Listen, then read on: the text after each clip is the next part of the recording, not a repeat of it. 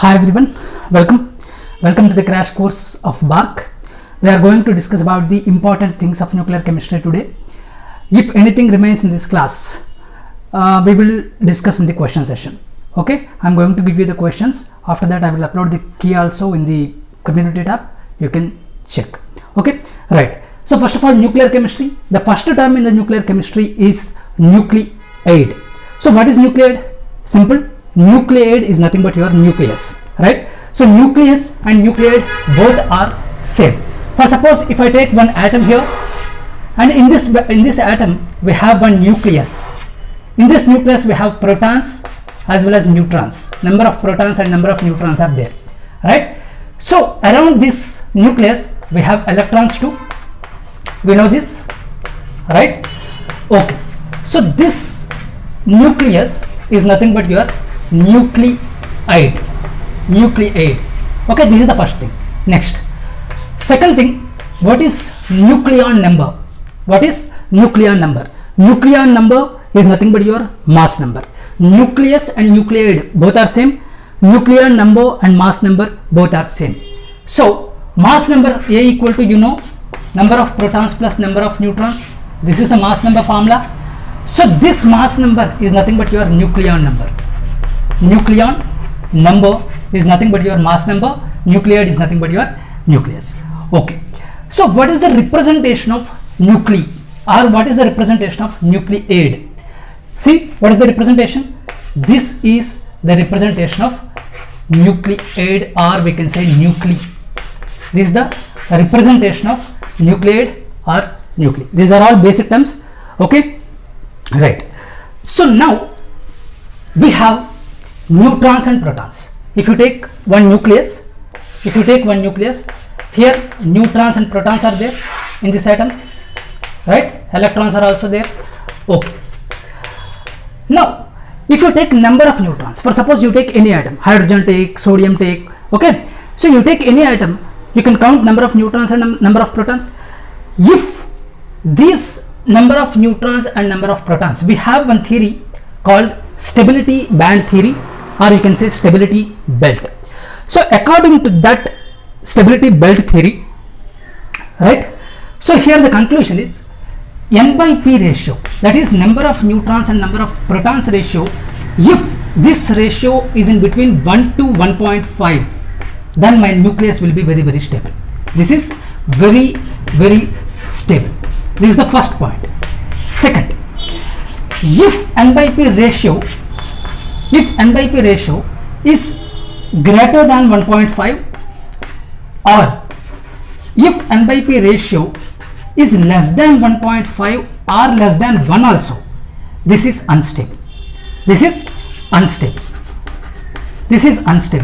You have to remember. Okay, if n by p ratio is 1 to 1.5 stable, if n by p is greater than 1.5, it is unstable. You have to do something to take to this range, right? I will explain you clearly. See, I will draw stability belt. I will draw the stability belt here. See, number of neutrons I am taking here, number of protons I am taking here. Okay, here 0, 10, 20, 30, 40 and so on. Here for suppose 83, and here 10, 20 number of neutrons, 30, 120 up to 209. Very important point. The first point, if any nuclei with greater than 209 mass number, if any nuclei with greater than 209 mass number and greater than 83 atomic number, nuclei, important point, nuclei with greater than 209 mass number and greater than 83 atomic number, represented with Z, that is very unstable nuclei. We can call it as radioactive nuclei. Whenever we have unstable nuclei, that is radioactive nuclei. So here you have to understand one thing. What is the purpose of nuclear chemistry? What is the purpose of nuclear chemistry? See, for suppose in nature you take any unstable nuclei, it has to form stable one. It has to convert into stable state, right? For suppose you take any unstable nuclei here. For suppose I am taking here one nuclei ZA. मान लो this is unstable nuclei. It has to become stable nuclei, okay, by doing something, by emission of any particle, by releasing of any particle, by releasing alpha particle, by releasing beta particle, by releasing positron, by doing electron capture. You do anything. By doing something, you have to convert this unstable nuclei to stable nuclei. That's why we are using nuclear chemistry. This is the purpose of nuclear chemistry. Okay, this is the purpose of nuclear chemistry. Acha. So unstable nuclei should become stable nuclei. So to become stable nuclei, we have to emit alpha particles, or we have to emit beta particles, positrons, electron capture. We do something, okay, to that particular nuclei. Okay, so if you see this stability belt, take N by P ratio up to here, up to atomic number 20 or up to proton number 20, right? Protons is nothing but number of atomic number, right? So up to 20, the nuclei will show, any nuclei will show up to 20 atomic number, right? Up to 20 atomic number, any nuclei N by P ratio is almost 1, right? So whenever N by P is equal to 1 to 1.5, that is stable nuclei. So up to atomic number 20, any nuclei will show N by P ratio as 1. So every nuclei which is less than or equal to 20, that is stable nuclei, right? This is the first conclusion. Okay. So whenever the nuclei up to 20, for suppose here, this is stable nuclei. Whenever nucleus N by P ratio is approximately 1, I will get this plot, linear plot. So here N by P is approximately 1. Okay. Now when you increase atomic number, whenever greater than 20 atomic number, this graph will become a curve like this, and slope will increase like this, right? A slope will increase like this. So on this curve we have N by P ratio as 1.5. This is also stable. Whenever the nuclei is unstable, N by P less than 1.5, N by P greater than 1.5, or N by P less than 1. N by P less than 1 is unstable. So this is called stability curve. So the conclusion is this: first of all, every unstable nuclei will become stable by emitting alpha particles, or by emitting beta particles, or by emitting something. They will become stable. This is the first conclusion. Second conclusion, I am writing here: N by P, if is in between 1 to 1.5, this is stable nuclei. N by P greater than 1.5, or N by P less than 1, or N by P less than 1.5, this is unstable nuclei. Okay. Now for suppose I am giving one nuclei here, ZA. I am saying N by P greater than 1.5. Okay, N by P greater than 1.5, or you can say first of all N by P less than 1.5. For suppose N by P less than 1.5, then what you have to do? Whenever N by P less than 1.5, you have to increase N by P, because 1 to 1.5 is stable. It is less than 1.5, for suppose 1.3 something. Okay, so compared to 1.3, 1.5 is stable, so you have to increase N by P. To increase this N by P, what you have to do? Okay, your nuclei is in the ratio N by P less than 1.5, so you have to increase. For suppose less than 1.5 means 1.3, you have to increase to 1.5. You have to get this according to the stability belt. So what you have to do? You have to do first one alpha emission. First one is alpha emission. I will tell you what is the alpha emission: alpha 24, or positron emission, positron emission plus 1 0 or electron capture. I will tell you what is alpha emission, what is positron emission, what is electron capture. So this is the first one. For suppose if your n by p ratio is greater than 1.5, you have to decrease this. Why? 1 to 1.5 range only is stable. You have to decrease this 1.5 to greater than 1.5 to 1.5. So n by p ratio should decrease. So to decrease this, what you have to do? Which emission you have to do? You have to do beta emission.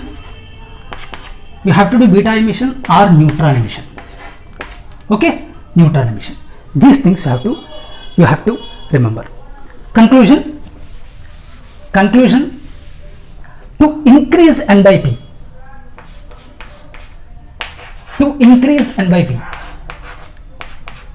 What you have to do? You have to do alpha emission or positron emission or electron capture. To decrease n by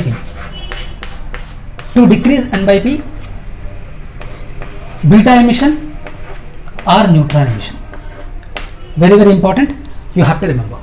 Okay, to increase alpha emission, positron emission, electron capture. To decrease n by p, you have to do beta emission or neutron emission. Okay. So now, if you want to do any alpha emission, for suppose I am giving this nuclei and it is converting into the another nuclei like this. Okay, how many number of alpha particles will emit? If you want to know, what you have to do, there is one formula. So this is mass number, right? This is mass number. I am saying this mass number as A1. This is also mass number. I am saying this mass number as A2. Okay. This is atomic number. I am saying this is as Z1 and this is as Z2. If you want to know how many number of alpha particles will emit in this reaction, what you have to do, there is one formula, very simple formula, A1 minus A2, right? Mass number of this minus mass number of this by 4 will give you number of alpha particles. This formula is very important. This is the first formula.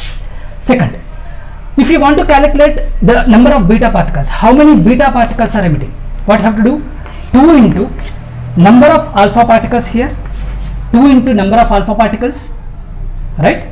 2 into number of alpha particles minus Z1 minus Z2.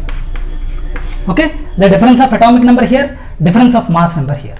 Okay, this is second formula. For example,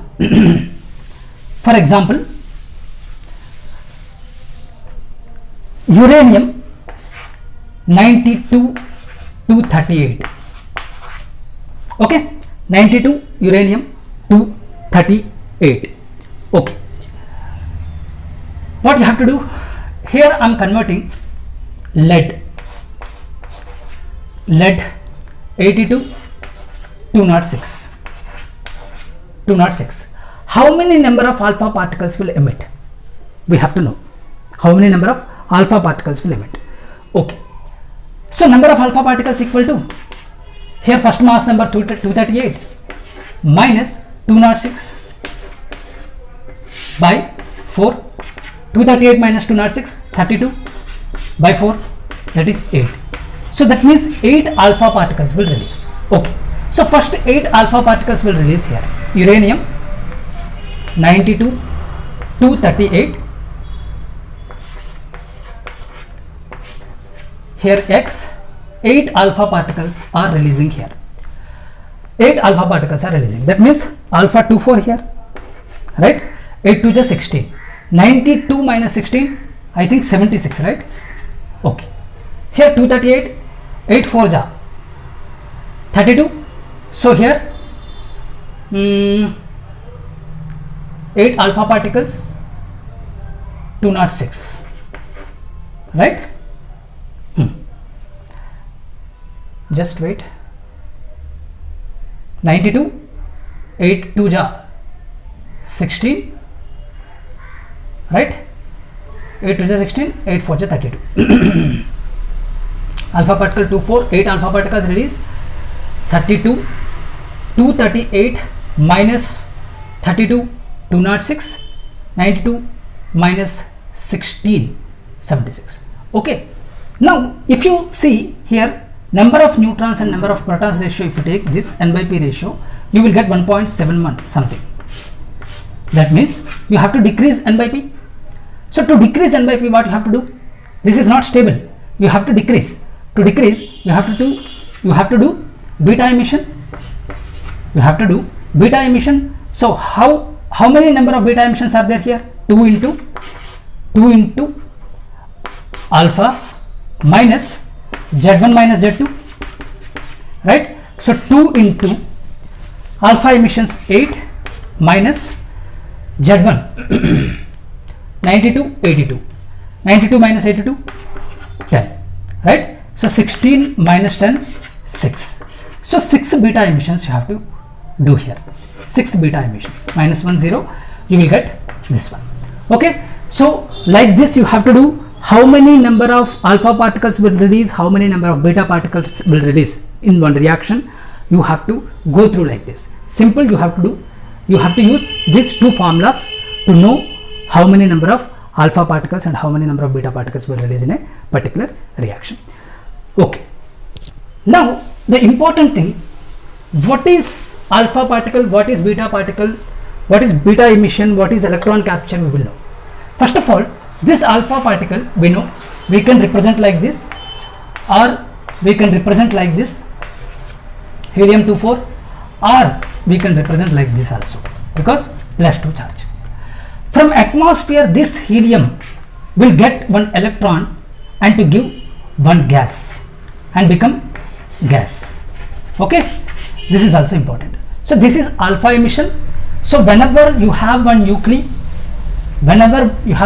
like this, Za, after alpha emission Z minus 2, because alpha 2 4, you have to this atomic number will decrease by 2 and mass number will decrease by 4. Okay, alpha 2 4, atomic number decrease by 2, mass number decrease by 4. This is alpha emission. Next, beta emission. Beta emission. So what is beta emission? Representation beta minus 1 0 or electron minus 1 0. Okay, beta minus 1 0, electron minus 1 0. Again same thing.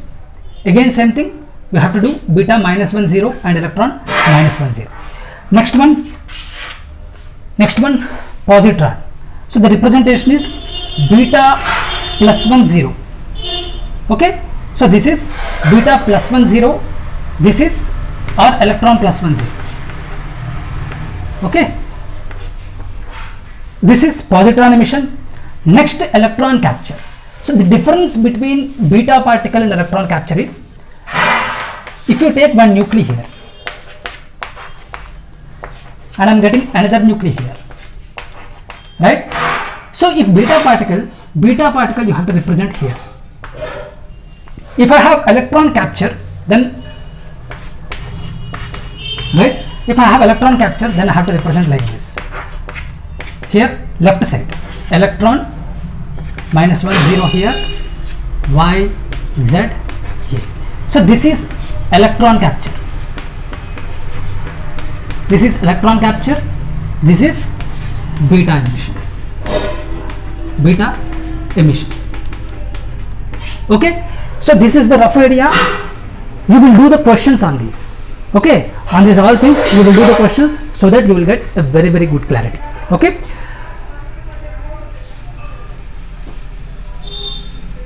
welcome back. Next one is radioactive disintegration series. So the first one is thorium series. So this is the 4n series. Next one is neptunium series 4n plus 1, uranium series 4n plus 2, actinium series 4n plus 3 series. You have to remember one phone number.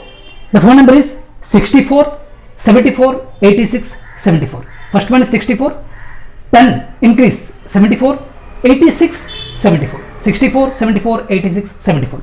Remember, I will tell you what this is. Okay, next. So whenever you have this thorium series, for suppose I am taking thorium 9232, lead 82208. Okay, this is called thorium series. For suppose if you want to calculate number of alpha particles, what is the formula? 232 minus 208. 232 minus 208 by 4. Okay, so you will get this 6. This is nothing but your number of alpha particles.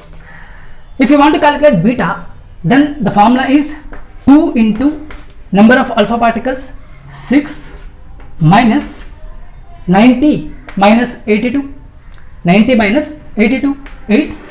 So 12 minus 8, that is 4. So this is number of beta particles. So this 6 is number of alpha particles, 4 is number of beta particles in thorium series. Clear? Okay. Next. Next. Neptunium series. Same thing. In the Neptunium series also, number of alpha particles 7 using this formula, number of beta particles 4. Same formula you have to use. Okay. In uranium series, number of alpha particles 8, number of beta particles 6. In actinium series, number of alpha particles 7, number of beta particles 4. You have to calculate like this. Okay. By using the formula, you have how you have to calculate number of alpha particles. You have the formula. Okay. To calculate beta particles also you have the formula. So by using those formulas, you have to calculate number of alpha particles and beta particles. For thorium series, you will get 6 alpha particles, 4 beta particles always. Okay, that means 6 alpha particles will release for the conversion of this thorium to lead, and here 7 alpha particles will release and 4 beta particles will release. 8 alpha particles, 6 beta particles will release, 7 alpha particles and 4 beta particles will release in the conversion of uranium to lead. Okay, this is radioactive disintegration series. So after this, one important thing, isotopes, isobars, isotones. Okay, so what is this? Isotopes, isotopes, same atomic number, same, mass number different, this is called isotope. Example, 1H1, 1H2, 1H3, right? This is the first one. Next, isobar,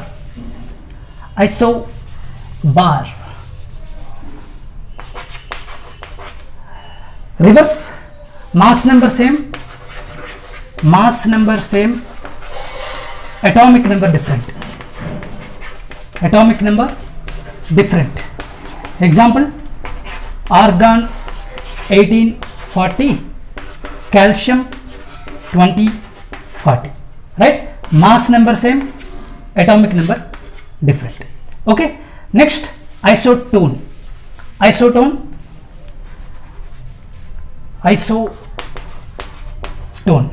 So what is isotone? Number of neutrons same. Example, tritium and helium 24, right? 3 minus 1, number of neutrons 2, right? How you have to calculate number of neutrons? Mass number minus this number of protons 2. Then here 4 minus 2, 2. So number of neutrons are same. When number of neutrons are same, isotone. Okay, so this is about the nuclear chemistry class. Very small class. Okay, you will do number of questions on this. Don't worry, I will give you number of questions for practice. Okay, after practicing number of questions related to BARC, you will get very much confidence. Okay, so that's all. Thank you so much.